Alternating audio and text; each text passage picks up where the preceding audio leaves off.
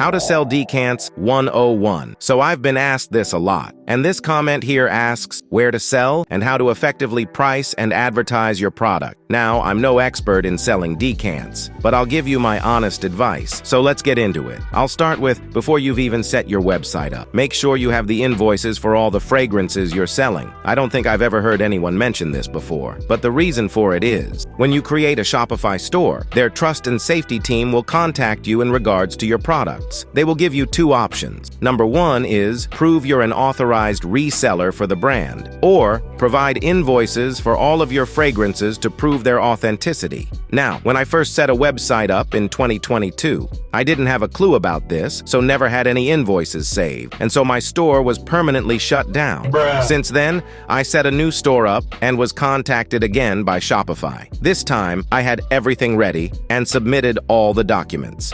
In this time, they usually freeze your payments, to which they responded a few days later and said I can continue to use Shopify as you see here. So, how to effectively price your decants? Now, for example, say a Louis Vuitton fragrance. That cost me £255 for 100 ml, which works out to £2.55 per ml. The bottle and packaging would cost me 70 pence, which equals £3.25. I would sell for £5, gaining £1.75 per sale. Now, it doesn't sound a lot, but if you're getting a load of sales, it soon adds up. Then for 8 ml travel sprays, the juice would cost me £20, and £2 for the bottles, plus £1 for packaging and labels. I would sell them for £30. After fees, earning around £7 per sale. I would say eBay is the best place to sell decants, but unfortunately, the listings always get removed now. I got more sale on there than my website, even having over 100,000 followers on TikTok.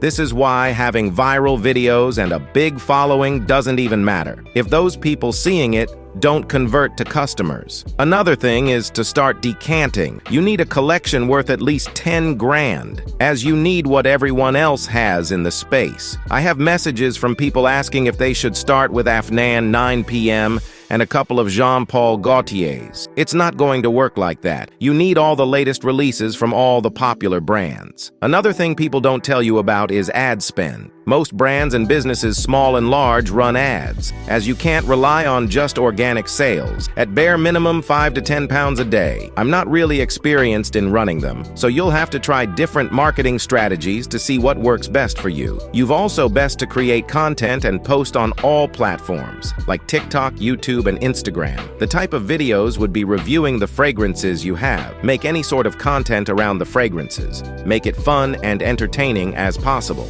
Next is shipping. Now, with fragrances being classed as a dangerous good, yeah, it's ridiculous, I know, but for you to ship internationally, you need to spend around £700 for a dangerous goods webinar. So you're trained on how to pack and ship your items. I still haven't set this up for my own brand yet. Just be aware your customers can incur expensive custom duties. That's out of your control. I ship local for now, but I'm working on offering international delivery soon. Also, it seems every single fragrance reviewer sells decants now, so there is a lot of competition. But if you truly put your effort into anything, you can be successful. It's just having that same enthusiasm and dedication, even when things aren't going like you hope. When you feel like giving up, your posts aren't getting traction like you thought. Just keep going. I go through this all the time. Thinking of quitting, then you get a few sales, and it's certainly a good feeling. If you made it to the end, thanks for watching. I hope this has helped some of you.